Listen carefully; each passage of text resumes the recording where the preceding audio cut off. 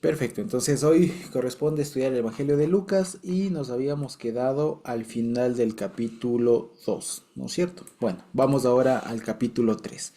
Este capítulo 3 viene siendo algo que ya hemos visto al menos por dos veces en los dos anteriores evangelios que ya estudiamos, ¿no es cierto? El Evangelio de Mateo, de Marco en su momento, Marcos en su momento y de Mateo también cuando lo hicimos. Eh, Vamos a ver que digamos, y aparte seguramente lo habremos leído algunas veces en el Evangelio de Lucas, así que vamos a ver que esto es como tal, como un preámbulo, ¿no? Este capítulo 3 es lo que sería como tal el inicio del Evangelio, ¿no? El inicio del Evangelio o del relato del Evangelio como tal. Recordemos que por la forma en cómo está redactado este capítulo 3, especialmente el primer y segundo versículo, nos dan una idea y nos ratifican de lo que ya decíamos desde el inicio, que el capítulo uno y 2 fueron anexados, digamos, o incorporados a lo que hoy conocemos como el Evangelio de Lucas de una manera más tardía, ¿no? De una manera más tardía, no necesariamente es que Lucas comenzó por la infancia, sino que más bien seguramente comenzó como todos los evangelios desde la predicación de Juan y al final, por así decirlo, ya cuando tenía armado todo, de una manera así diciéndole muy a grosso modo, ¿no? Terminó incorporando los relatos de la infancia de Jesús y de Juan el Bautista. Y entonces hoy nos acercamos ya a este preámbulo de lo que es el Evangelio del Señor Jesús, que viene precedido, o viene, sí, viene precedido por la predicación de Juan el Bautista. Vale la pena decirlo. Si ustedes recuerdan la forma en cómo se presenta a Juan el Bautista en Marcos y en Mateo, es de una forma mucho más sucinta. Se le presenta así y siempre asociándole al capítulo 40 de Isaías, en esta parte de, bueno, lo que se cita aquí, ¿no? Lo que ya ven ahí, entre comillas, ¿no? De una voz que clama en el desierto, prepara el camino al Señor, enderecen sus sendas y todo lo demás, siempre se le asocia con ello, ¿de acuerdo? Sin embargo, aquí Lucas hace una ampliación, seguramente como ustedes saben, al momento que estaba escribiendo y después de la investigación que hizo Lucas, añade mucho más de la predicación de él, ¿ya? Marcos es muy sucinto, muy cortito en lo que tiene que decir sobre Lucas. Mateo un poquito más, pero el que explaya mucho más el mensaje, si se quiere, de Juan el Bautista ya nos puede ir dando una idea de por qué es tan relevante la figura de Juan el Bautista. ¿De acuerdo? Y ahora, fíjense ustedes, lastimosamente creo yo para un cristiano promedio, digamos ahora, la figura de Juan el Bautista no pega mucho, digamos, porque toda la enseñanza, la mayoría de la enseñanza que se suele hacer en una formación cristiana, quiero decir, siempre se enfoca más a la obra del Señor Jesús, la salvación, su muerte, la resurrección o la obra de Pablo. Pero incluso fíjense, ¿no? A veces se estudia mucho a Pablo, las cartas y todo lo demás, pero de Juan el Bautista casi no se le toma mucha importancia. Pero fíjense ustedes, y hay una cosa que vale la pena decir, o sea, no lo tomen a mal, pero digamos así, procedimentalmente, ¿ya? Procedimentalmente, es decir, en el plan del Señor, o sea, pensando en los pasos que había que dar para que el Señor Jesús venga, no había, en ese sentido, no había Señor Jesús, o sea, no hay Señor Jesús sin Juan el Bautista. ¿Sí me explico? Y eso les digo, como para que pongamos la relevancia de este personaje. No es nomás un predicador ahí del desierto y demás que apareció predicando cosas morales o éticas, como algunos lo sostienen, o que fue un esenio de la época, que sí fue el maestro de Jesús y ya está. No, hay que tomarlo de una manera muy importante el rol de esta persona, de Juan el Bautista, que, según el relato de Lucas, sería el primo. ¿No? Sería un primo más o menos contemporáneo, al menos de mayor por 6 meses, ¿no? Era 6 meses mayor, no diferenciaba mucho la edad. Físicamente serían parecidos, primos, pues. Perfecto, mamá. Quiero ¿Ya? estar sarcástico.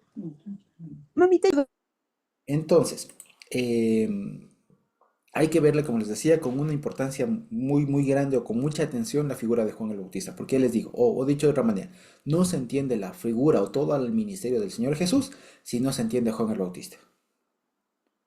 Lo interesante es que de Juan el Bautista no se tiene mucho. Pero con esto que se tiene, porque fíjense, apenas de lo que dijo Juan el Bautista o de lo que hizo, en los evangelios se tiene, aquí el que más tiene Lucas y habla 19 versículos. ¿Me explico? Si suman a eso un poco de Lucas, por ahí, digamos, de otros versículos de donde se le mencionan, cuando ya está encarcelado, cuando manda a preguntar si Jesús es el Cristo o no, etcétera, etcétera, etcétera, no sumará ni dos capítulos todo lo que habla de Juan el Bautista en el Nuevo Testamento, si se quiere. Por ahí una versión en Hechos de que alguien venía predicando, o sea, un discípulo de Juan venía predicando solamente el Evangelio de Apolos, ¿no? El famoso Apolos. Venía predicando solamente el bautismo de Juan el Bautista, pero no sabía del bautismo del Espíritu Santo. Pero hasta ahí. Pero no se sabe o no se pone mucho el énfasis en esta persona de Juan el Bautista.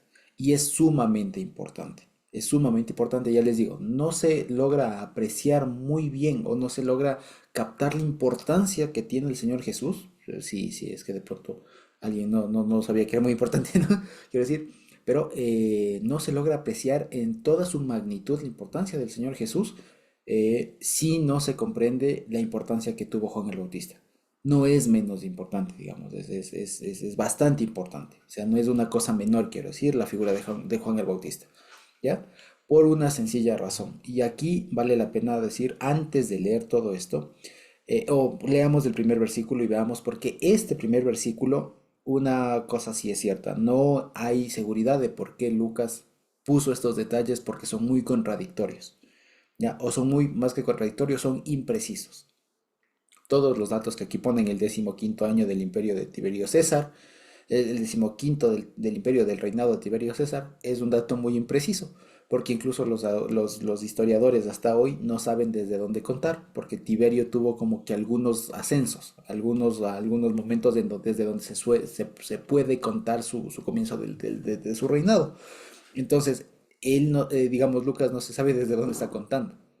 ¿Ya? Y además, si ponen el 10º año, ¿para qué pone esa fecha?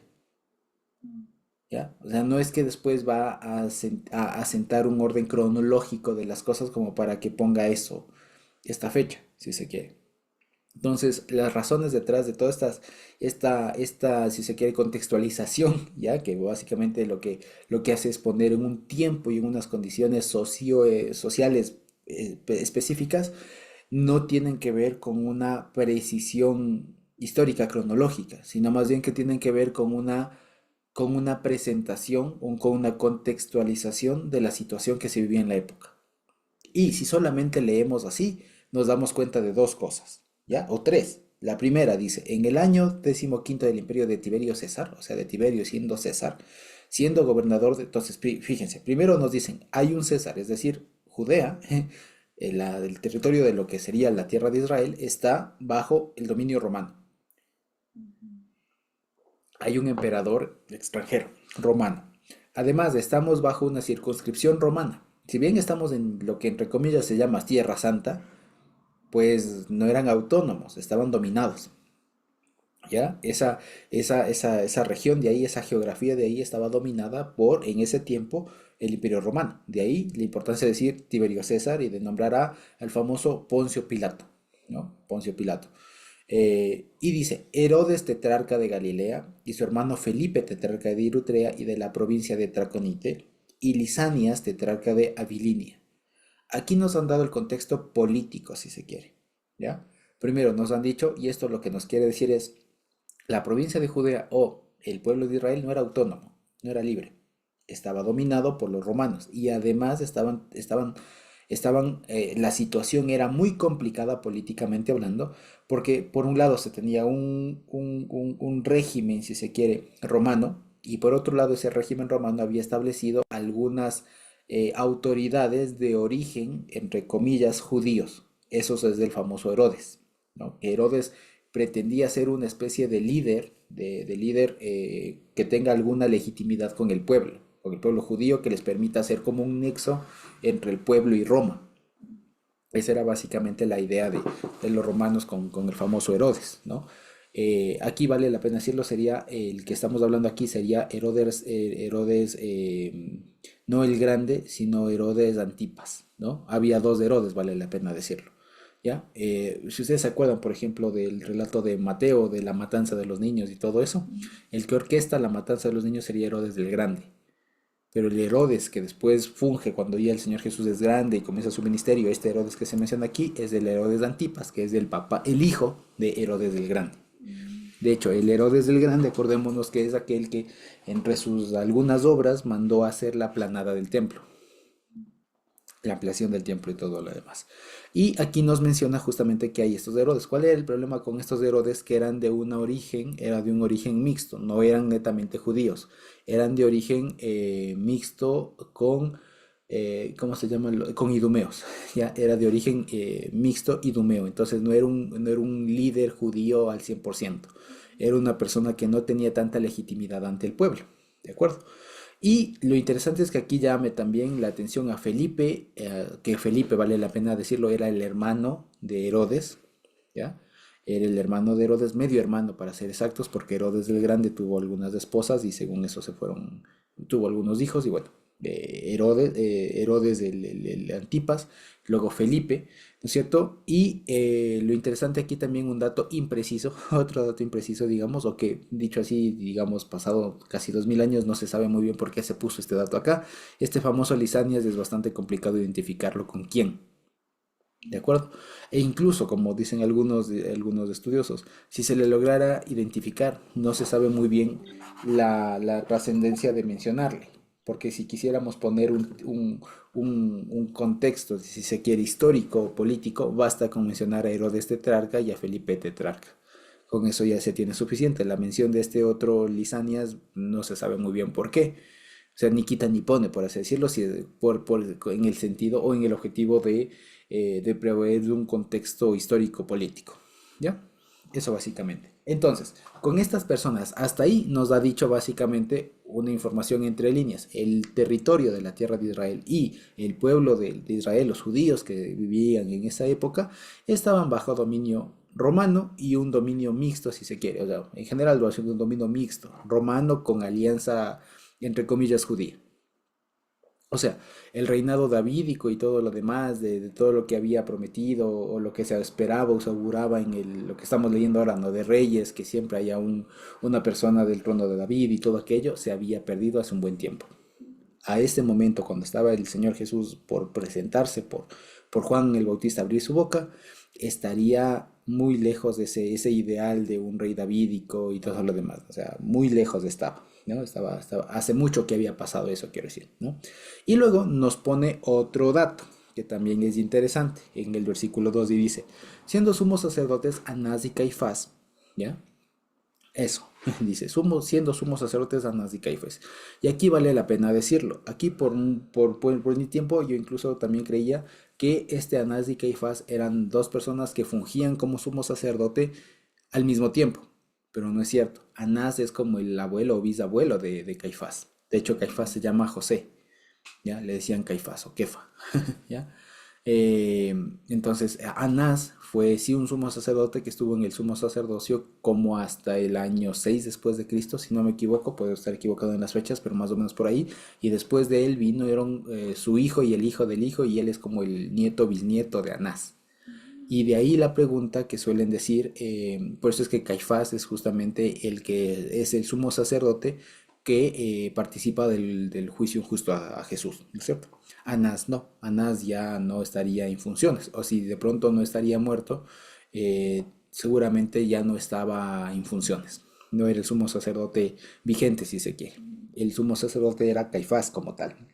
Y de ahí una vez más el dato impreciso de que se ponga que, o pareciera que dijera, que había en esa época dos sumos sacerdotes, ¿ya? Y no lo había.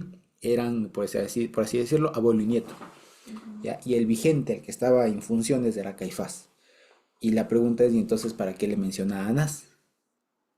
Y lo que se dice es, no se sabe, lo cierto es que le menciona, ¿ya? Básicamente es eso. Una, digamos, como hipótesis nada más, como para decir por qué le menciona, es como para decir que justamente en esa época hubo así una línea sucesoria de sumos sacerdotes. Desde Anás hasta Caifás se sabe por registros tanto judíos y romanos de quiénes eran los sumos sacerdotes. Y vale la pena decirlo, a Anás le fue puesto sumo sacerdote, no es descendiente de Aarón. Anás fue puesto por el Imperio Romano. Fue designado sumo sacerdote por el Imperio Romano, no es descendiente de Aarón. Por ende, Caifás tampoco. ¿Ya? Entonces, fíjense ustedes, solamente con el enumerar estas personas, más allá de ponernos en un contexto histórico como tal, como para darnos la fecha, el año, que no es esa la intención, porque entre otras razones también no se sabe una de las razones que suelen dar es, no se sabe con qué calendario está contando Lucas.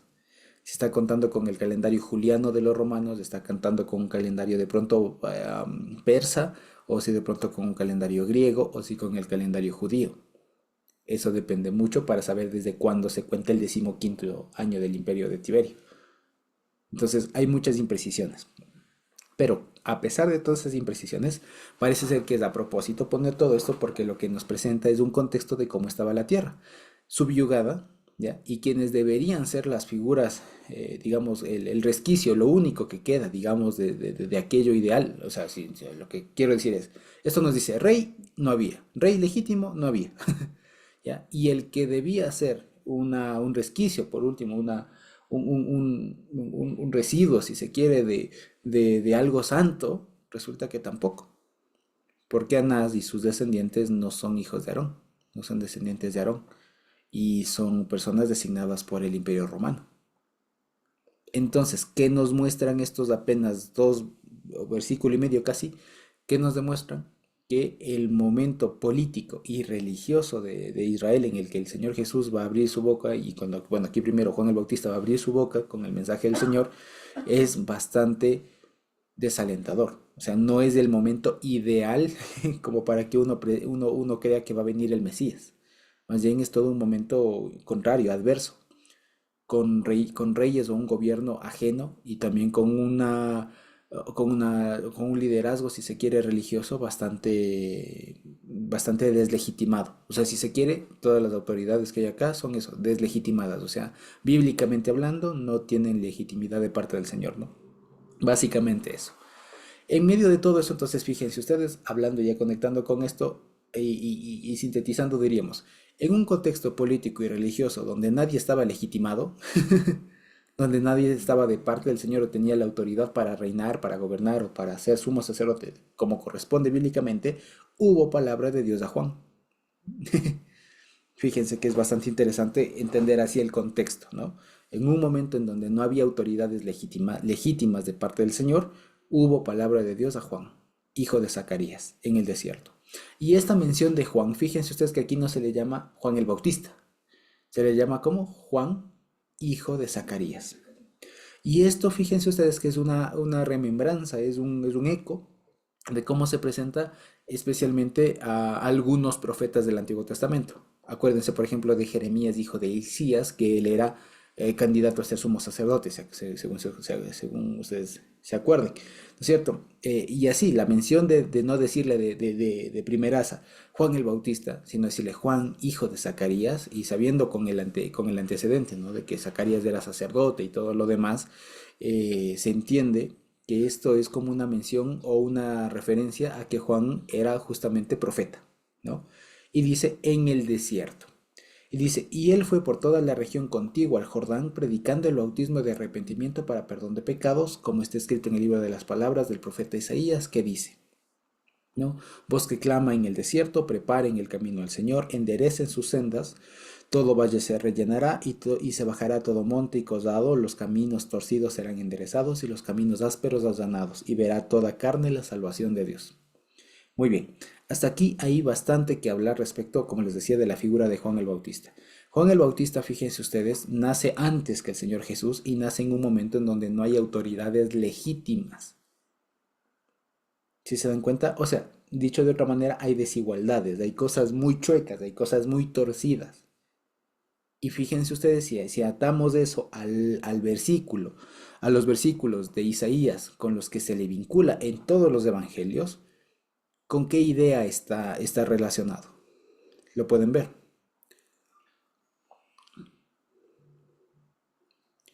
Sí lo pueden ver. ¿Qué idea le transmite esto? El contexto ha sido, no hay autoridades legítimas. Y dice, en ese momento vino palabra del Señor y comenzó a predicar en términos muy, muy, muy breves, ¿no? Juan el Bautista. Conforme está escrito en Isaías que dice, vos que clama en el desierto, prepara y enderece todo, básicamente. No sé si se pueden dar cuenta ya de cómo está construido este asunto. Y justamente la forma en cómo deberíamos leer Isaías, fíjense ustedes, es eso. Lo que quiere decir Isaías 40, que es lo que está citando acá, es eso. Isaías no está hablando justamente de montes, literalmente, de que va a haber unos, no sé, temblores, movimientos telúricos, que va a hacer que un monte caiga, se derrumbe y aplane un valle, o que un camino culebrero se ponga rectito, o mucho menos está llamando a utilizar maquinaria como para, como para hacer planadas, ¿no? O enderezar o pavimentar una carretera, algo así. No, lo que está describiendo es que la voz que clama en el desierto prepara el camino al Señor porque no hay camino, pues.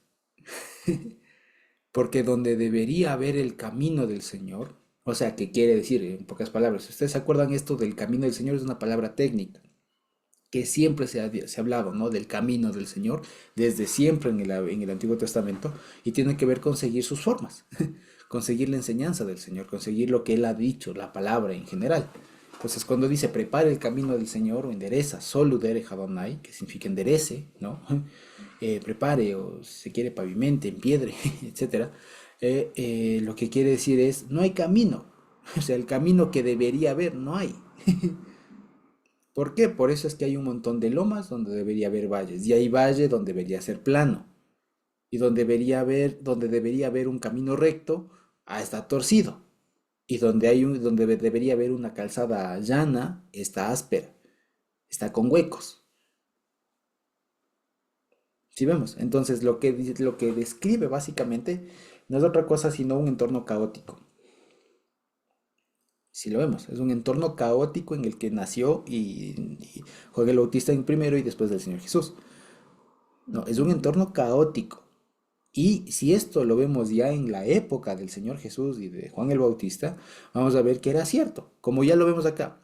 Los reyes y todo lo que es el Imperio Romano es un juego de tronos interminable, ¿no? O sea, una pelea por el poder, traiciones, un montón de cosas, peleas, luchas y todo el tema por ganar más territorio y no perder el poder, o sea, típico humano reinando.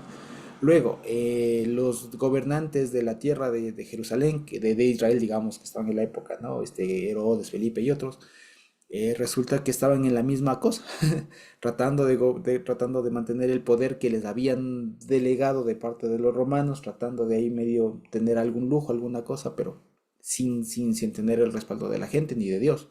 Y el sumo sacerdote, la línea del sumo sacerdote, igual deslegitimada desde su origen. Entonces, es un momento caótico, como les digo, donde debería haber algo, digamos, como dice aquí, ¿no? Donde debería haber un plano, una llanura, resulta que hay un valle. Y donde debería haber también un valle, digamos, una planicie, resulta que hay una montaña ahí. Entonces, está todo desarreglado, todo desarreglado, en cuanto a lo político y en cuanto a lo religioso, por así decirlo. Y por eso es que el mensaje de Juan el Bautista, fíjense ustedes, del objetivo está en el versículo 3, que dice, él fue por toda la región contigua al Jordán predicando, y aquí fíjense ustedes que predica, ¿ya? Aquí no se anticipan el contenido de la predicación de Juan el Bautista. Dice, predicaba el bautismo del arrepentimiento para perdón de pecados. Y esto es un tema bastante controversial si yo lo leo así tal cual. ¿Por qué? Primeramente, que si somos muy técnicos, muy, muy técnicos, bautismo como tal no había en el Antiguo Testamento. No hay. No hay bautismo en el Antiguo Testamento. No lo hay. ¿Sí me explico? ¿Ya? Alguien podrá decir, bueno, hay una pequeña referencia por ahí en Corintios, dice que todos fueron bautizados bajo la nube cuando pasaron en el río, por el Mar Rojo y todo lo demás. Sí, pero fuera de eso, digamos, no hay como tal, o al menos una práctica como la que había en el Nuevo Testamento de bautismo. No lo hay. Y eso se explica de una manera contextual de la época. Hay algo que los estudiosos llaman el movimiento de los bautismos, ¿ya? Que no fue solamente propio de los cristianos, porque a veces uno piensa que solamente el cristianismo fue el que inauguró o tenía esta práctica de bautizar a sus nuevos convertidos, y no, o de que los nuevos convertidos se bauticen. No, en realidad el movimiento de bautismos se inició por allá unos 100 años antes de Cristo y todavía duró unos 200 o 150 años después de Cristo. O sea, hubo un periodo bastante amplio en donde se comenzó a practicar los bautismos o se tenía una fuerte, digamos, se incorporó esta práctica de los bautismos en la práctica o en la vivencia judía de la época. ¿Cuál era el objetivo? ¿Cuál era el objetivo en general de cualquier bautismo? Sea de los esenios, sea de cualquier lado, digamos, ya, ¿cuál era el objetivo del bautismo? Vale la pena decirlo, era pureza, era denotar pureza, ¿ya? Limpieza, eso era, ¿ya? De hecho, tanto los esenios como los judíos de Jerusalén y demás, y en donde había una sinagoga, en donde quiera que haya una sinagoga o algún tema judío en general, se solía tener una, lo que se llama mikveh, ¿no? O mikvaot, que es hoy sería llamado un bautisterio de la época, pero no nos imaginemos los actuales. Un bautisterio, una mikveh de la época, básicamente era una piscina, un huequito, por así decirlo, que podía ser más o menos de 1,5 metros, 1,70 m a 2 metros de profundidad, ya no tan ancho tampoco, que tenía varias gradas, varios escalones, ya, por los cuales se bajaba hasta donde estaba el agua. Y se bajaba por un lado, digamos, o sea, hagan cuenta que era un solo cajón, digamos, es un solo cajón grande, ancho, ¿ya? Y se entraba por unas gradas más bien largas, ya hacia el fondo, y ustedes bajaban por el lado de la derecha, entonces las personas que bajaban hacia la migbe, hacia el agua, descendían a las aguas, ¿no? Se bajaban, se sumergían, y después subían por el otro lado, simbólicamente puros, ¿ya? Esa era la dinámica de cualquier tipo de bautismo. Luego ya el bautismo como tal adquirió varios significados, pero mucho tiempo después, pero siempre, siempre, siempre, siempre, siempre tuvo el contexto y tiene el contexto de purificación, ¿ya? De dar una muestra pública de que la persona ha sido purificada, ¿ya? De que la persona ya no tiene impedimentos para algo, ¿ya? Y digo así en general porque para los decenios tenía alguna connotación, para los fariseos otra, pero siempre tiene que ver con el contexto de limpieza. O sea, ese es el significado más esencial, si se quiere, de bautismo. Y si ustedes lo piensan, incluso hasta en el cristiano, ¿ya? Tiene un contexto de limpieza, de purificación, ¿ya? Ahora, si ustedes se dan cuenta aquí, dice que Juan el Bautista predicaba el bautismo de arrepentimiento. Y aquí viene el asunto. Juan el Bautista se destaca de todos los decenios, de toda la gente que había en su época, porque su bautismo estaba fundamentado en un cambio.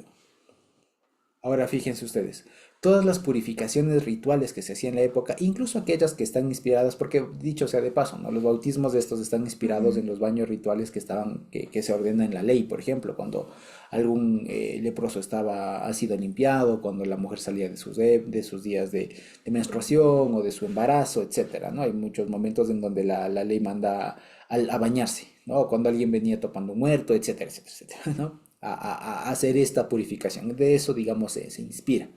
Pero el asunto es que aquí Juan el Bautista difiere mucho de eso, porque lo que les dice es, sí predica un bautismo, pero un bautismo distinto.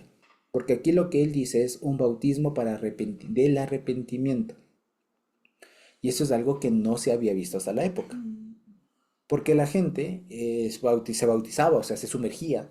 ¿Ya? Esto no es, como les digo, no es propio del cristianismo, ¿ya? Del bautismo, se sumergía en agua, pero para una purificación ritual. Y si se quiere, para dar testimonio de que ya estaba ritualmente limpio, si se quiere, ¿no? Ritualmente limpio y podía acceder a una u otra cosa. Pero lo que aquí pone el énfasis Juan el Bautista es algo que el Señor Jesús después va a enseñar mucho. Y lo que diría Juan el Bautista es, de nada les sirve salir mojados, ¿no es cierto? Entrar secos y salir mojados si no han cambiado su mente, si no han cambiado lo que son. De ahí la importancia de esto, el bautismo del arrepentimiento. justamente con el objetivo de perdonar pecados. Si yo lo leo así por otro lado, ¿no? Por otro lado, si yo lo leo así, parecería que Juan el Bautista estaba predicando una cosa extraña, como que si el bautismo perdonara pecados. Y no, eso nunca fue así. Lo que quiere decir es que aquí el bautismo de Juan, de lo que predicaba Juan el Bautista, o sea, lo que las inmersiones que auspiciaba, por así decirlo, Juan el Bautista, eran unas que se diferenciaban de todas, ¿no es cierto?, de todas las que había en la época, porque lo que procuraba era que la gente cambie y que la gente realmente viva de una manera adecuada y que no sea necesario que a cada rato estén yendo a mojarse, si ustedes quieren así. Que sea un cambio de pensamiento, que sea un cambio de modo de vida, que realmente se efectúe en las personas un cambio, que las personas ya se sienten y realmente, digamos, reaccionen y vivan bien. Eso es lo que quería. Que no, o sea, digamos así, ¿en qué sentido? Y hablando así ya en palabras mucho más actuales, hoy tranquilamente podríamos decir algo así como que Juan el Bautista predicaba su bautismo digamos, de un enduramiento, digamos, de una madurez de las personas. O sea, se bautizaban, pero no para salir mojados, como algún pastor alguna vez dijo, ¿no? A veces se mete un pecador seco y se saca un pecador mojado. No, o sea, no era esa la intención, sino que realmente se demuestre con la sumersión, con la inmersión en el agua, se demuestra que la persona ha cambiado su forma de pensar, ha cambiado su forma de ver la vida y que su forma de vivir después va a cambiar y va a ser conforme a Dios manda. Ese es el asunto. Eso es lo que quería. Entonces es como un asunto de endurarse, de endurar, como se suele decir, de templar los nervios, ¿no? De no estar a medias tintas. Ya, de no estar a medias tintas, de no ser una comunidad, digamos, una población que diga que se precie de ser cristiana, que se precie de conocer al Señor y no viva acorde. ¿Ya? Ese es el asunto, eso es lo que pasaba. ¿Por qué? Porque como vimos, el contexto era caótico. Y al momento en el que Juan el Bautista está predicando, no se tenía una línea clara. Además de eso, súmenle a eso que no había una línea clara, porque cada uno de las autoridades religiosas que había en la época, llámese fariseos, saduceos, esenios, celotas, helenistas, ¿cómo se llaman estos? Herodianos, etcétera, etcétera, etcétera, cada uno de ellos pretendía tener la interpretación propia, ¿ya? Pretendía tener que estaban en la verdad y que estaban sirviendo a Dios. Y se levanta en ese contexto además un Juan el Bautista que les dice, no, ninguno, ¿ya? Por eso lo interesante es que él se aísla.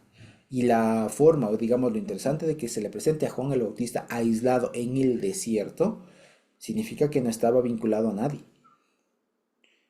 Eso significa que no estaba afiliado, digamos, o sea, que incluso si pudo haber tenido contacto con esenios, fariseos, lo que sea, no tenía afiliación con ninguno de ellos. O sea, no se puede decir, ah, sí, Juan el Bautista era esenio y les estaba haciendo esenios a todo el mundo. No, no estaba así, no era así. Tampoco se puede decir, ah, no, Juan el Bautista era fariseo y estaba aquí propagando los ideales farisaicos, o de los saduceos o celotas, ¿no? Aquí, si ustedes se dan cuenta, todo lo que hace Juan el Bautista es algo auténtico, no se vio antes, ¿ya? Y si se quiere, en el momento en el que Juan el Bautista está hablando, se distingue de todas las demás y no dice y no se afilia a ninguna. Y más bien justamente de ahí la importancia de Juan el Bautista, que él viene a aplanar el camino. Dicho sea de otra manera, él viene a mostrar por dónde es que se debe caminar. Ese es el asunto. De ahí, como les decía, la trascendencia de comprender la figura de Juan el Bautista. Si no se comprende esto, después se desenfoca la figura del Señor Jesús.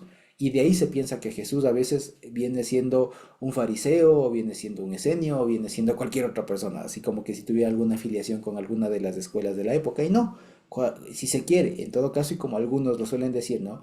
Jesús tuvo como antecesor, algunos se atreven a decir como maestro, ¿no? Detalles, a Juan el Bautista. No tuvo a nadie más, no tuvo a Gilel, no tuvo a nadie, a Gamaliel, no.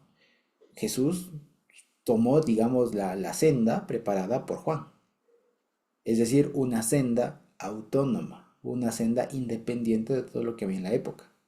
¿ya? ¿Y basada en qué? Vamos a ver. ¿Basada en qué? ¿En qué se fundamentaba? Porque, por ejemplo, los decenios se fundamentaban así muy a grosso modo, se fundamentaban en la pureza, en volver al original, les suena conocido, ya, en volver al original, en volver a la senda antigua, en reformar todas las cosas porque todos los demás se han apartado, ¿ya? En interpretar bien la palabra, porque es que toda la gente está mal, a vivir una vida austera, a vivir una vida con lo necesario, una vida comunitaria, ¿qué les digo?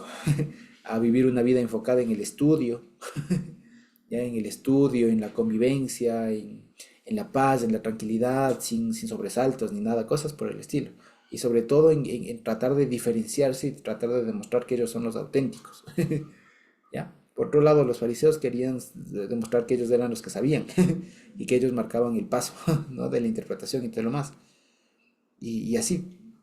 Y Juan el Bautista y Jesús, ninguno de los dos hace eso, ¿no? Y aquí vamos a ver algo de lo que podríamos llamar así el pensamiento de Juan el Bautista, que si ustedes se dan cuenta es lo mismo que predicaría luego mucho más ampliado, evidentemente, eh, el Señor Jesús. Y el fundamento, como les decía, está aquí, ¿ya? No está explícito, no es que nos dice, a ver, fundamento de la predicación de Juan, dos puntos. No, no, aquí lo que nos dice es lo siguiente, ¿no? Decía a las multitudes que salían para ser bautizadas por él: oh generación de víboras, ¿quién les enseñó a huir de la ira venidera? Entonces, fíjense, aquí lo que él está poniendo en énfasis es que hay un juicio. Si lo vemos. O sea, fíjense ustedes, de aquí, digamos, antes que Bautista, Juan era evangelista. Porque fíjense ustedes que lo primero que comienza a predicar es sobre el juicio. Por eso le dice, ¿quién les enseñó a huir de la ira venidera? Eso, conforme incluso ahora a veces nos enseñan, y no está mal, ¿no? De las famosas, estos pasos o aspectos que se debe predicar a las personas para que alguien conozca al Señor por primera vez, se le comienza diciendo que es alguien condenado, ¿no es cierto? Juan el Bautista, 2000 años antes, sin necesidad de ir a un instituto bíblico, ya lo dijo. Fíjense, punto uno, ¿quién les enseñó a huir de la ira venidera? Pecadores. Fíjense ustedes, ¿no? Y ojo que aquí le está hablando no a gentiles, no le está hablando a persas, a árabes, a griegos. No, le está hablando a judíos, a sus paisanos que se suponía que eran salvos, ¿no? Que eran el pueblo de Dios. Y le está diciendo quién les enseñó a huir de la ira venidera. Fíjense ustedes. Y les dice, en otras palabras, si quieren realmente huir, es lo que se entendería, ¿no? Si quieren realmente huir de la ira venidera, o sea, del juicio que se viene, del que está preparado para todos los que han pecado, dice, hagan frutos dignos de arrepentimiento. Dicho de otra manera, vivan de manera coherente, ¿ya? Que a veces esto, como les digo, se romantiza mucho, ¿no? Hermanos, por los frutos. O sea, eso no es otra cosa, es no ser coherente. Si usted dice ser cristiano, tiene que ser coherente con lo que usted afirma. Si usted predica que hay que ser honesto, que hay que ser, que hay que no dar, que hay que huir de la corrupción, que hay que ser así, y usted mismo está coimando, pues bueno, o sea, sea coherente. Eso en el lenguaje de la Biblia es de frutos dignos de arrepentimiento. Si lo quiero poner de una forma mucho más directa hoy, es, vea, viva coherentemente. ¿Ya? Y por eso les dice, no comiencen a decir dentro de ustedes mismos, tenemos a Abraham por padre. Es decir, es que yo ya soy salvo. Si yo ya soy salvo, ¿ya para qué? ¿No? Les dice, porque les digo que Dios puede levantar hijos a Abraham aún de estas piedras. Entonces, ¿qué le está diciendo? Fíjense, y este mensaje es muy interesante porque es eterno, o sea, en el sentido de que no pierde vigencia. No porque ahí en ese momento les haya dicho a gente judía que se suponía salva, ¿no? Que se suponía parte ya del pueblo escogido, ¿no es cierto? Les está diciendo no la tengan no lo den por ya por sentado, porque es que no, porque es que no. Ustedes son como cualquier otra persona. Si se precian de ser salvos, de ser hijos de Abraham, de ser parte del pueblo de Dios, vivan coherentemente, vivan conforme a eso. ¿Ya? Porque, dice, ¿no? La La respuesta y el argumento de Juan dice, porque acuérdense que Dios puede levantar hijos a Abraham, no solamente de ustedes. Eso es lo que les quiere decir. O sea, este es un argumento muy fuerte para decirles, oigan, el ser salvo, el ser hijo de Dios, no es porque uno tenga o pueda demostrar una descendencia directamente con Abraham. Eso no te hace salvo, eso te demuestra que desciendes de una persona, pero eso no te hace salvo. ¿Ya? Eso es lo que le está diciendo. Lo que hace salvo, o lo que demuestra, o lo que permite, digamos, comprobar que una persona es salva, es que sea coherente con los estándares de salvación, pues. Que sea coherente, que viva conforme a alguien que es salvo. O sea, hablando en términos ya actuales, si usted se precia de ser cristiano, viva como tal, pues. Si no, ¿cómo? Por eso les dice, y también el hacha está puesta a la raíz de los árboles. Acuérdense que los árboles es un símbolo o un eufemismo para las personas. Y lo que quiere decir es, acuérdense que todas las personas están sujetas a juicio. Eso es lo que quiere decir con la raíz, que el hacha está puesta a la raíz de los árboles, ¿no? Dice, por tanto, todo árbol que no dé buen fruto se corta y se echa al fuego. ¿Qué le está diciendo? Los que son incoherentes con eso, pues no sirven, no sirven y sirven para otra cosa, sirven para el castigo, ¿de acuerdo? Son cortados. Eso es lo que les quiero decir. Entonces, fíjense ustedes, ¿cuál es el fundamento? ¿Cuál es el fundamento del mensaje de Juan el Bautista? Si usted se precia de ser creyente, como diríamos hoy, ampliando, ¿no? Si usted se precia de ser hijo de Dios, viva como tal. No puede ser que alguien que se llame hijo de Dios eh, haga lo que cualquier otro pecador. ¿Ya? Lo que cualquier pecador. ¿Sí? Y aquí fíjense que de este discurso, de esta palabra, de esta forma de pensar, fíjense, se desprenden algunos dichos que algunos estudiosos les encasillan o les presentan como discursos o cuestiones éticas, ¿no? O sea, de buen comportamiento, de ser buen ciudadano, cosas que nadie discutiría como malas o como perjudiciales, ¿no es cierto? Y dice, y la gente le preguntaba diciendo, entonces, ¿qué haremos? Entonces yo me imagino ya con el Bautista. Es que en serio, a veces esto da para jalarse un poco los pelos, ¿no? Entonces, sean coherentes. ¿Cómo? Entonces, fíjense, o sea, fíjense ustedes de esta pregunta diciendo qué haremos, demuestra el estado de la gente. O sea, que ya había normalizado su estado de vida caótico. ¿Me explico? O sea, y esto les digo así como suelen decir en algunas películas, en algunas series. Cualquier parecido con la realidad es pura coincidencia. ¿No? Porque ya les digo, si ahora se predicara esto, si yo les digo, si Juan el Bautista viniera hoy y dijera estas exactas palabras, estoy casi seguro que la reacción en la mayoría de la gente sería lo mismo. ¿Pero qué hago? Eso significa que no sé que estoy mal, o sea, que sé que estoy mal, pero no sé por qué estoy mal. ¿Me explico? Dios nos guarde de aquello, ¿no? Pero lo que quiero decir es que en ese momento esa es la reacción de la gente. Les dice, oigan, están viviendo de una manera incongruente con lo que Dios, con lo que ustedes deberían ser. O sea, no corresponde, ¿ya? O sea, no hay correlación ahí.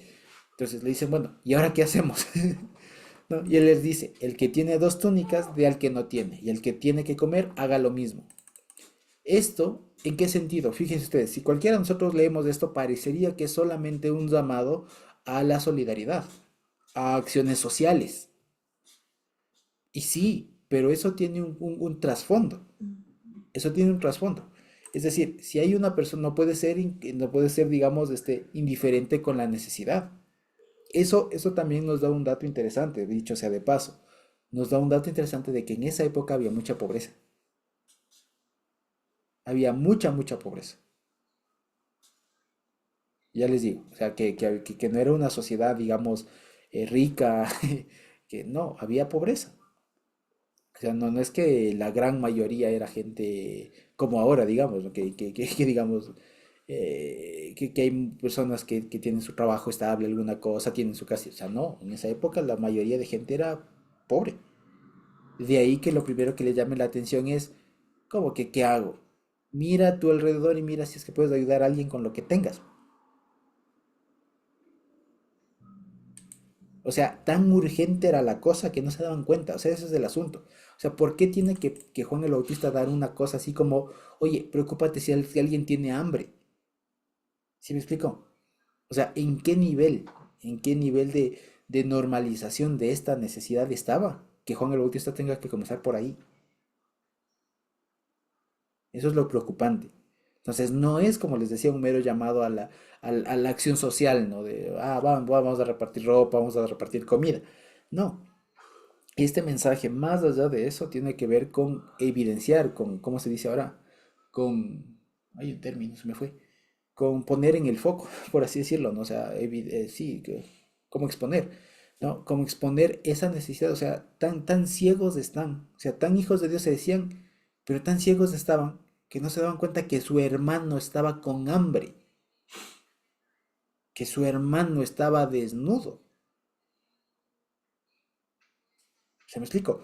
Tal era la ceguera de estas personas de esa época que tocaba decirles eso, lo mínimo. Preocúpense de que alguien tenga un plato de comida. No, no sé si lo notamos, ¿ya? O sea, era algo grave. O sea, ya me imagino, como les digo yo a Juan el Bautista, no se imaginen aquí un Juan el Bautista diciendo, el que tenga dos túnicas de una, el que no lo tiene. Así muy solemne, ¿no? Seguramente estará diciéndole esto un poco emocionado, por así decirlo, ¿no? Sino tal vez un poco indignado, no lo sé. Pero no me imagino yo diciendo esto a Juan el Bautista, diciéndolo con calma, así, todo solemne. Debe haber sido algún reclamo, porque esto, acuérdense que esto más que cualquier cosa pues, suena a reclamo. O sea, cómo puede ser que no se den cuenta que alguien no tiene ropa, que alguien no tiene que comer? Ya, fíjense otros, dice, y vinieron otros publicanos, acuérdense que los publicanos eran judíos, empleados del Imperio Romano que cobraban los impuestos. ¿Ya? Y dice, y le dijeron, para ser bautizados, y le dijeron, maestro, ¿qué haremos? Entonces, fíjense ustedes, o sea, yo, una vez más, cada vez que leo esto, ¿qué hago? No sé, pero me desespero un poco. Me desespero un poco porque es como que alguien que está en un puesto como este de cobrar impuestos, que digamos que no hace falta saber que hay que llevar las cosas en orden y que la tentación más fuerte ahí es cobrar de más, o sea, abusar de su puesto, cogerse la plata, qué sé yo, torcer las cuentas, que me digan, ¿qué hago? Y si de pronto, además, porque vale la pena decirlo, en la época los publicanos tenían esa fama, entonces que venga un publicano y me diga, ¿y yo qué hago? Por eso les dicen, ¿no? No exijan más de lo que les está ordenado.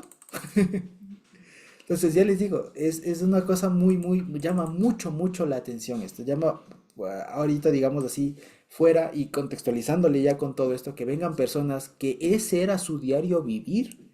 O sea, ellos exigían más de lo que era ordenado todos los días de su trabajo. Y que vengan y decir, bueno, ¿yo qué hago? O sea, tan ciegos estaban. Es lo que quiero decir. Tan normal era que no lo veían. ¿Me explico? Y digamos, de esto se explicaría hoy, por ejemplo, si es que le digo a un asambleísta que se convierta, por así decirlo, o a algún político corrupto, ya que se convierte y me diga, ¿y ahora cómo hago? Bueno, es lo obvio, confórmate con tu salario, como les diré más adelante, ¿no? Pero me explico, o sea, lo que quiero decir es, esto evidencia prácticas que estaban normales y que la gente no se daba cuenta que estaba mal.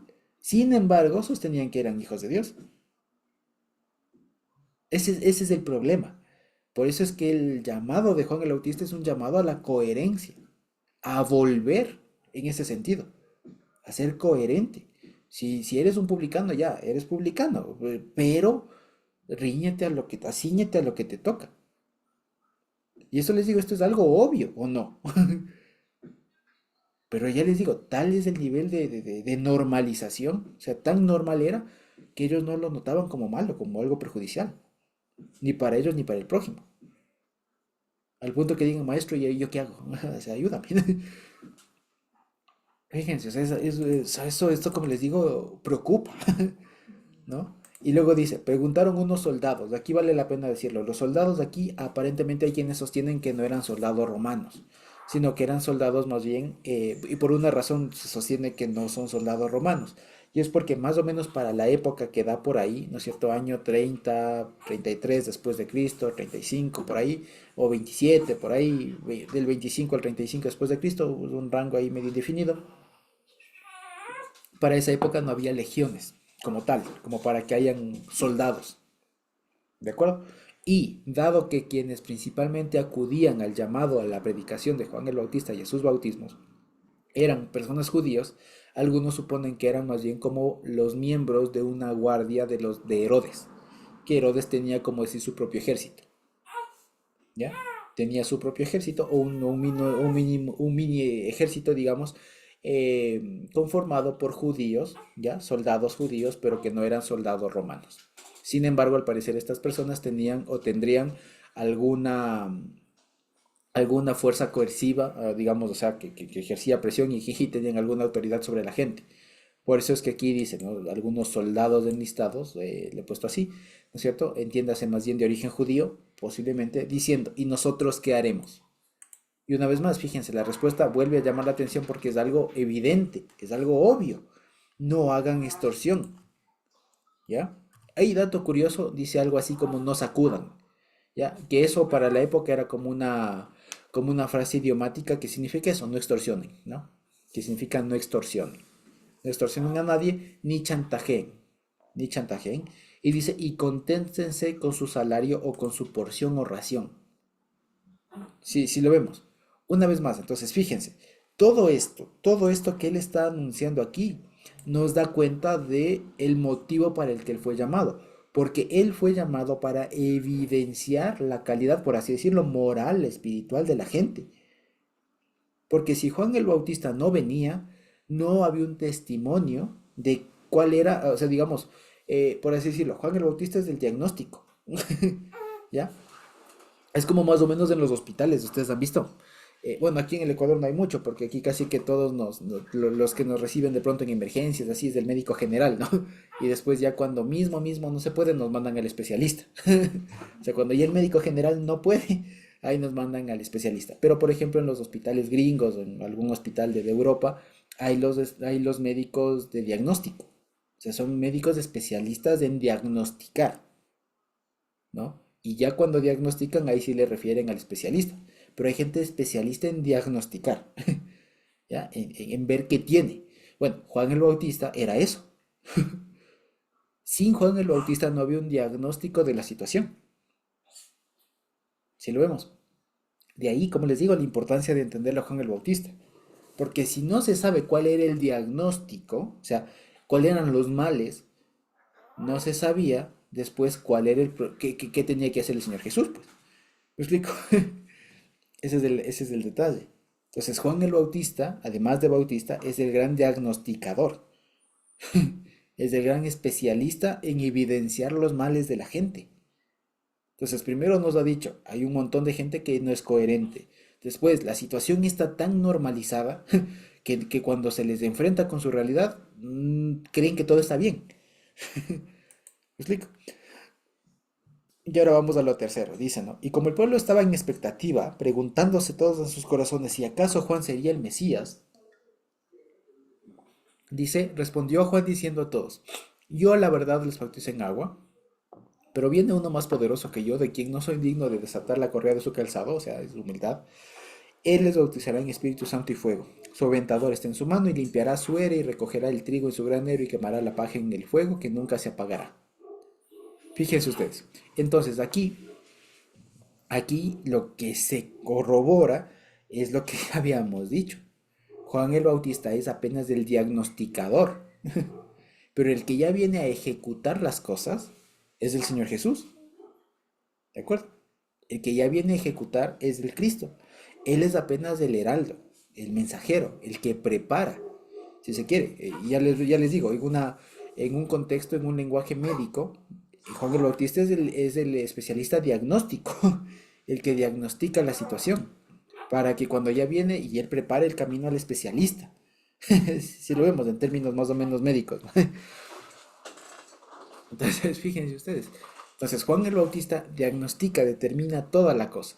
Les dice, yo no, yo apenas estoy evidenciando los problemas que hay en la sociedad ahorita. Eso es mi tarea, es lo que diría Juan Bautista. Mi tarea no es ya ejecutar la sanidad, darles el remedio, por así decirlo. El objetivo de Juan el Bautista era dejar claro cuál era el mal, cuál era el problema. Ese es el asunto de Juan el Bautista. Y por eso es que les dice, yo no soy, yo apenas les purifico en agua. Sí, así eso. ¿Ya? Y apenas lo que propicio o les da auspicio es que se purifiquen en agua, que comiencen a tener conciencia, comenzar a levantar la voz sobre estos problemas que nadie habla. Pero viene uno más poderoso, o sea, fíjense, se dice, yo apenas puedo causar reflexión en la gente. Eso es lo que diría Juan el Bautista, yo apenas puedo hacerles reflexionar, pero yo no les puedo cambiar. Sí, sí se dan cuenta. Dice, por eso dice, yo no soy digno de desatar la correa de su calzado. Eso quiere decir, yo soy soy muy ínfimo al lado de él. Porque yo no puedo cambiarles la mente a ustedes. Yo a lo mucho les puedo hacer reflexionar. ¿Ya? Dice, Él les bautizará, si se quiere, Él les purificará, ya no solo con agua, con agüita, aquí, Él les purificará con la mente del Señor y fuego. Es decir, es un contraste, si ustedes se dan cuenta, entre el agua y el fuego. Dos cosas que purifican, dos elementos de la naturaleza que purifican, ¿no es cierto? El agua limpia y el fuego también. La diferencia es en potencia, si se quiere, y en los elementos que cada uno purifica. ¿Ya? Porque el fuego especialmente está hecho para purificar o para eliminar todas las cosas que son susceptibles de fuego. ¿Se me explico? Si hay fuego y hay algo que sea combustible, pues no va a aguantar. Pero en cambio algo que, por así decirlo, el típico ejemplo, si es que hay algo de oro, un algo de oro que está, por ejemplo, envuelto en un montón de hojarasca, ya hagan cuenta que hay una pepita de oro que está ahí envuelta metida en un montón de paja, de ramas, de lo que sea, y se manda fuego, ¿qué pasa? Se quema todo el fuego, se quema toda la hojarasca, la paja, se quema toda la hierba, y queda el fuego, y queda el oro, queda el metal. Y no necesariamente un metal precioso, ahorita puse el ejemplo del oro, pero si es que ustedes, por ejemplo, de ahí, tal vez solamente por ver esto, ¿no? Cuando hay algún incendio, alguna cosa, ¿qué queda? Lo que aguanta el fuego, sean metales, sean cosas así, ¿ya? La estructura, lo que fuera, o sea, lo más que aguanta el fuego es eso. Entonces, el contraste entre agua y fuego es eso, es lo que dice, poder, porque el agua, o sea, la acción de Juan el Bautista era ínfima, era importantísima, pero no tenía comparación con lo que venía a ser el Señor. O sea, si él era agua, por así decirlo, si él era agua, es decir, limpiaba algunas cosas, permitía purificar, sí, bastante, pero no todo, no al máximo, si se quiere. Venía alguien que venía con fuego, es decir, con un poder abrasador, literal. Sí, sí, sí, sí, sí se fija cómo está este contraste, ¿no? Y nada que ver con este tema de Espíritu Santo y fuego y no sé qué, como a veces algunos hablan, ¿no? Del fuego y desciende y, ay, y quema y cosas por el estilo. No, está hablando en una metáfora, es un lenguaje metafórico en el que habla de diferencia de poderes. El agua limpia ciertas cosas y sirve en ciertos contextos, pero hay otros en donde ya no si es suficiente el agua y hay que meter candela. ¿Me explico? Eso básicamente. Pues de ahí que al Señor Jesús le presenten como alguien muy proactivo. O sea, sí, sí se fijan. No, no, o sea, la diferencia entre Juan el Bautista es que él prepara, él prepara, diagnostica, él dice qué hay que hacer, por así decirlo, él evidencia, pone en la mesa lo que hay que hacer, pone todo clarito. Pero en cambio, lo que hace el Señor Jesús es viene y actúa, por así decirlo. O sea, hablando en otro término médico, o sea, Juan el Bautista es del examen, por así decirlo, ¿no? Es del examen de sangre o de alguna cosa que determina qué mal se tiene, pero ya el Señor Jesús es del antibiótico, por así decirlo. Ya es la medicina. Ya, esa es la cuestión. Y lo que aquí Juan el Bautista dice es, Él es el que actúa, yo diagnostico. Yo apenas puedo hacerles reflexionar, hacerles ver lo que pasa, pero no tengo el poder para hacerles cambiar. Viene alguien que tiene poder para hacer eso y más. Y le presenta, como les decía, a alguien como proactivo. Por eso dice, está el aventador en su mano. O sea, él viene allá a ejecutar. Él no viene a solamente a diagnosticar, él viene ya a hacer, que es lo hermoso. Entonces, fíjense, exacto, él ya viene a inyectar, si se quiere, ¿no? O sea, él ya no viene solo a decir, a ver, diga, dónde le duele, a ver, le topo, sí, sí, a ver, saquémosle la muestra de sangre, mandemos al laboratorio. No, él no viene solo a eso. Él ya viene a decir, a ver, usted tiene tal cosa, tal cosa, tal cosa, administrese esto cada 8 horas, tal, tal, tal, tal, tal, tal, y nos vemos en tal. O sea, ya viene a ser el médico que medica, ¿no? Que suministra medicamento, que si es necesario le interna, le opera, lo que sea. O sea, sí se fijan, pero es que es emocionante, no sé ustedes, pero es emocionante ver cómo se le presenta al Señor Jesús como alguien activo, como alguien no solamente pasivo, que predica, que hace, que no sé, como un maestro solamente, no, es alguien que viene a ejecutar. Ya, el que diagnostica es Juan el Bautista, el que ejecuta es el Señor. Fíjense ustedes, ¿no? Y ya, y dice el 18 con estas y muchas otras exhortaciones, si se dan cuenta, ¿no? Reflexiones diríamos ahora, ¿no? Anunciaba las buenas nuevas al pueblo, ¿ya? Y dice, entonces Herodes del tetrarca, siendo reprendido por Juan, a causa de Herodías, mujer de Felipe, su hermano, ya saben ustedes, hay un triángulo amoroso que se generó, dice, de todas las maldades que Herodías había hecho, sobre todas ellas añadió además de esta, encerró a Juan en la cárcel. ¿De acuerdo? Entonces, si ustedes se acuerdan, este pasaje o esto del arresto, si se quiere, de Juan el Bautista, se lo va a retomar más adelante, ¿no? Cuando ya justamente Juan el Bautista ya está encarcelado, manda a preguntar con sus discípulos si Jesús mismo es el Mesías, todo ese pasaje, y cuando finalmente después ya se cuenta que él fue, él fue decapitado. ¿Ya? Ahora, dato curioso sobre Juan el Bautista. Hay quienes siempre suelen o tratan de desacreditar la veracidad del Evangelio, ¿no? Entre otras cosas que se suele decir que no hay otras menciones de personajes bíblicos o del mismo Jesús o de los apóstoles o de alguien así fuera de los Evangelios. Y con eso quieren decir o tratan de insinuar que la Biblia o especialmente los Evangelios son como libros muy como de una secta, por así decirlo, ¿no? Que se pusieron todos de acuerdo y por eso es que no se encuentra testimonios fuera. Eso es mentira. Eso es mentira. Hay al menos una fuente externa que no tiene nada que ver con el Evangelio, si se quiere, así con la perspectiva cristiana y tal, de predicación, de todas de las buenas nuevas, nada que ver, sí, y es el famoso Flavio Josefo, ¿ya? Flavio Josefo es un historiador judío de la época, ¿ya?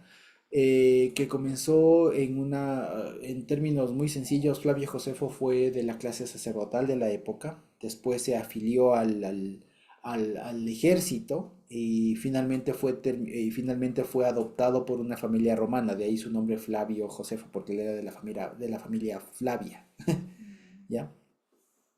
Y el asunto es que él encabeza en algún momento de su historia una revuelta contra los romanos, pero termina aliándose, hace incluso una estratagema muy interesante, que él se refugia con toda su tropa y con todo su ejército en una ciudad y ellos no quieren cometer el harakiri, ¿no? De suicidarse.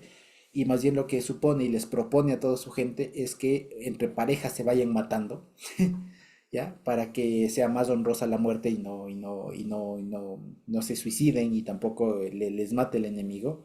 Y el asunto es que les convence a todos de que se maten entre ellos, toda su tropa, y finalmente queda él y una persona. Queda él y una persona, y finalmente Flavio Josefo le mata a esta persona y queda él solo. Entonces él se salva y ahí es cuando es adoptado por los romanos y todo lo demás. Y Flavio Josefo, entre sus cosas, porque él quería ganarse el favor de los romanos, comienza a escribir la historia. Primero comienza a escribir su autobiografía y después escribe un libro que se llama Antigüedades de los Judíos. ¿Ya? En Antigüedades de los Judíos intenta presentar a los judíos de una manera que los romanos los vean de una manera no amenazante, que no los vean como una amenaza a los judíos. Y en ese libro de antigüedades, como se suele decir, Flavio Josefo, un libro, se llama Antigüedades, hay un pasaje en donde lo menciona Juan el Bautista. ¿Ya? Y Juan el Bautista digamos, y Flavio Josefo lo presenta en muy términos así, muy a grosso modo. Hay una cita más bien larga, pero solamente como para resumirles y contarles. Flavio Josefo dice, en la época en que Herodes era tetrarca, él encerró a Juan llamado el Bautista. Este Juan el Bautista era una persona que predicaba el arrepentimiento, la gente iba a él, pero Herodes lo encarceló porque él pensaba, y esta es la razón que da Flavio Josefo. Flavio Josefo dice, digamos, Herodes encerró a Juan el Bautista porque tenía miedo de que con la gran cantidad de gente que él convocaba se arme una revuelta y lo tumben. Y por eso lo encarceló. Y según Flavio Josefo, Juan el Bautista fue encarcelado en la fortaleza ¿cómo se llama? Se me fue el nombre. Maqueronte. Esa es la fortaleza, ¿ya? Según Flavio Josefo, Juan el Bautista fue encerrado en la fortaleza de Maqueronte, así se llama. Si ustedes le buscan en el internet van a ver un montón de información al respecto. Ustedes solo buscan fortaleza de Maqueronte y ya van a ver ahí las referencias a la decapitación de Juan el Bautista. Incluso hay algunos artículos que les puedo sugerir, digamos, que pueden revisar. No se apoyen en Wikipedia, digamos, en páginas así. Hay una página, por ejemplo, de la Sociedad Bíblica de Arqueología, ¿ya? Que es seria y demás, y que tiene algunos artículos hablando sobre esta fortaleza de Maqueronte, algunos hallazgos de la época de Juan el Bautista y cosas por el estilo. Hacen una reconstrucción incluso de la fortaleza que habría en ese lugar. Ahora ya solo quedan las ruinas, pero ese es el asunto. Entonces, fíjense ustedes, Juan el Bautista se le recoge su figura también en este libro, Antigüedades de los Judíos, escrito por Flavio Josefo. ¿De acuerdo? Y dicho sea de paso, incluso en ese mismo libro, Antigüedades, también se le menciona al Señor Jesús, solamente que no se le recuerda o se le menciona como un profeta más, porque Flavio Josefo no era cristiano y era un historiador de la época. Entonces se le recuerda al Señor Jesús como una persona a quien las personas de la época le reconocían como Mesías, pero que fue muerto, ¿ya? Y que según sus seguidores habría resucitado. Ese es el relato de Flavio Josefo. Sin embargo, como les digo, esto es muy importante porque eso nos da cuenta de que hay un testimonio externo, digamos, a los evangelios, un escrito histórico externo que da cuenta de que Juan el Bautista y el Señor Jesús existieron. ¿Sí? Eso básicamente. Entonces, como para que vamos... Ah, dato curioso también. En el libro de Flavio Josefo, también de las antigüedades de los judíos, hay un personaje que también es un ermitaño, un predicador, digamos, del desierto, que anda igualmente por el desierto de Judea, por ahí, predicando y todo lo demás, y se le pone el nombre de Banias, ¿no? Banias, un predicador. Pero, y algunos han intentado decir que Banias también sería Juan el Bautista, pero es una hipótesis que igual es muy, muy refutada en el ámbito académico incluso, y más que nada porque después, justamente en Antigüedades de los Judíos, a Juan el Bautista se le referencia con nombre y apellido, o sea, Juan, el que decían el Bautista, y que fue encarcelado y todo lo demás, entonces hay una mención ahí. Eso, entonces fíjense ustedes lo que hemos podido ver ahora respecto del rol de Juan el Bautista, y ahora, ya que Juan el Bautista, según el relato de Lucas, ha sido encarcelado, lo que entonces ahora toca y lo que ya está preparado, incluso fíjense, la narrativa de Lucas hace es lo pone en la escena, lo presenta como debe presentarlo a Juan el Bautista, y todo desemboca para que ahora asuma el rol, si se quiere, o aparezca en escena el Señor Jesús. Y ya la siguiente semana, Dios mediante, leeremos a partir del versículo 21 en adelante todo el tema del bautismo y seguramente este tema de la genealogía del Señor Jesús según Lucas. ¿De acuerdo? Eso entonces. Quizás hasta ahí tenemos alguna pregunta, algún comentario.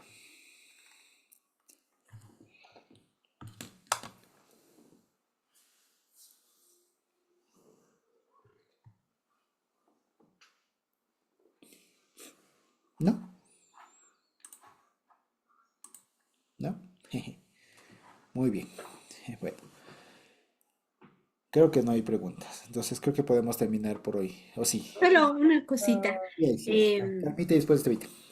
Perdón, lo vimos al principio, pero quizás vale dejarlo sentado, que la mención de Juan el Bautista, que es el pasaje que conecta los profetas pues, con el Evangelio, se hace en los cuatro libros en los cuatro evangelios, ¿no? Ujú. Así como su muerte, sepultura y resurrección. Entonces, es como importante porque muchas veces no todos los pasajes están en los cuatro evangelios. Ujú. Exactamente. De hecho, justamente eso es una buena cosa que se acuerdan cuando hablábamos de la introducción. Lo que se suele entender de ahí es que, por ejemplo, justamente este hecho de la cita, digamos, de Juan el Bautista y este pasaje, pudo haber estado en una fuente, digamos, en lo que se denomina el Evangelio Q, ¿no? ¿Se acuerdan ustedes? Es decir, en esta fuente o conjunto de relatos previos que existirían antes de que se escriban los evangelios, ¿ya? Hay quienes, por ejemplo, sostienen que todo este relato de Juan el Bautista se apoya mucho en Marcos, se apoya mucho en Marcos y es como que tal vez Lucas se apoyó, o sea, tomó como base el relato de Marcos y después lo fue ampliando con la investigación que él hizo. Sí, es bien interesante ver eso también. Y dice, es cierto, esto está en los cuatro evangelios. O sea, y es que es la piedra, ya les digo, o sea, no se puede entender bien o del todo, no se puede aprovechar el mensaje, el ministerio del Señor Jesús si no se le presenta a Juan el Bautista. Y ahora creo que vemos por qué. ¿No es cierto? Gracias, Carmita. Estevita. Ay, sí, era sobre lo de los bautismos. Bueno, no hay bautismos en el Antiguo Testamento. Quizás, bueno, no sé si tendrá tal vez algo que ver igual con las purificaciones que hacían cuando se quedaban como inmundos que tocaban, digamos, algún flujo y así, y ahí tenían que irse bueno, meterse en el agua o algo. Entonces, Exacto, pero no era no era claro, no era el bautismo. Quizás, o sea, solo es como que quizás por ahí vendrá, o hay tal vez algo que indique de dónde vienen los bautizos. los bautismos como tal en la época vienen justamente inspirados en estas prácticas o de Levítico especialmente, ¿no? De los rituales de limpieza, como bien lo decías, ¿no? Cuando alguien toca un muerto, cuando alguien toca alguna cosa, entre comillas, inmunda, cuando alguien, como las mujeres salían de su periodo menstrual o daban a luz, alguien venía de la guerra y tenían que meterse, digamos, alguien salía de ser leproso, ya, o le topaba a alguien leproso, alguna cosa así, bueno, tenía que hacer esos baños rituales, esas limpiezas, ¿no?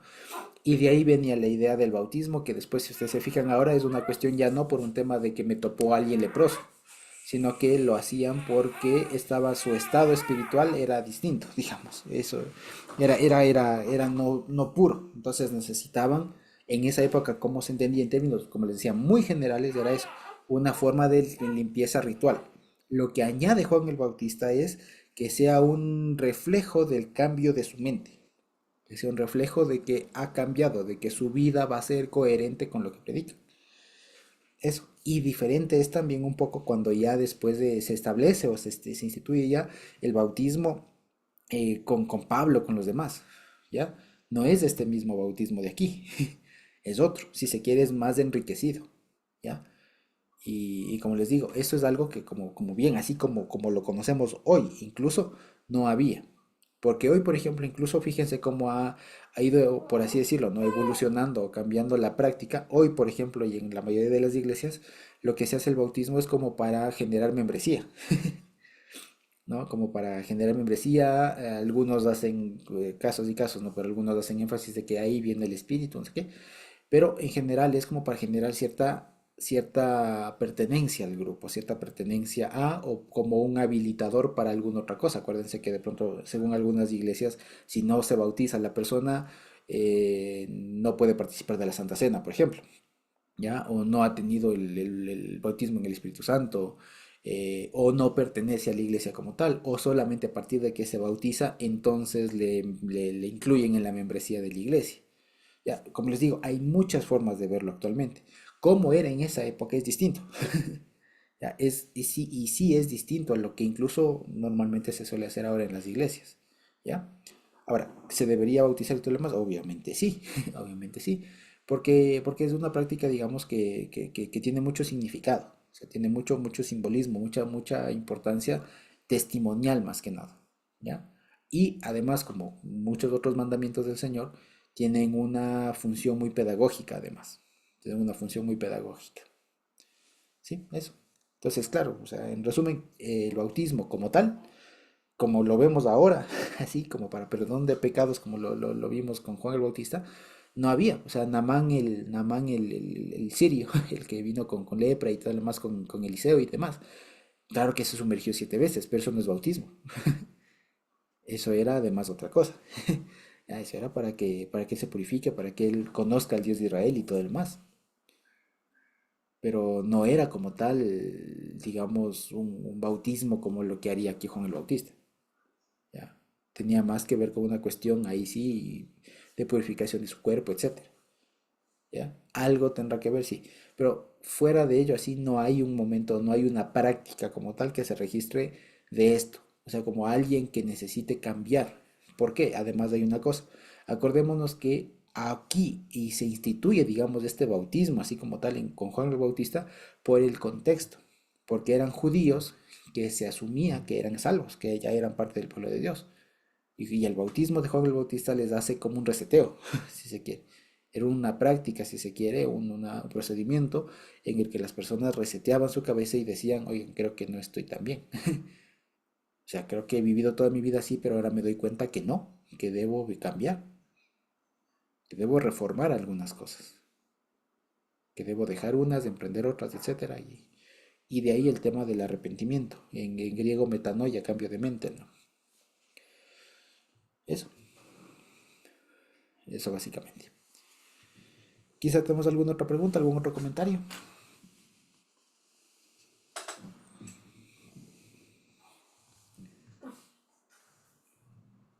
¿No? Ahora sí creo que no. Bueno, entonces creo que podemos terminar la grabación por hoy. Dios bendito.